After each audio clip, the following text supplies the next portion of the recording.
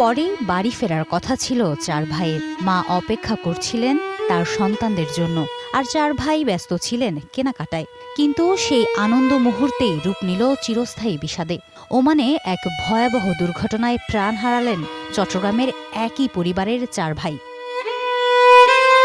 চট্টগ্রামের রাঙ্গুনিয়ার লালানগর ইউনিয়নের 5 নম্বর ওয়ার্ডের বাসিন্দা রাশেদ, শাহেদ, সিরাজ আর শহীদ।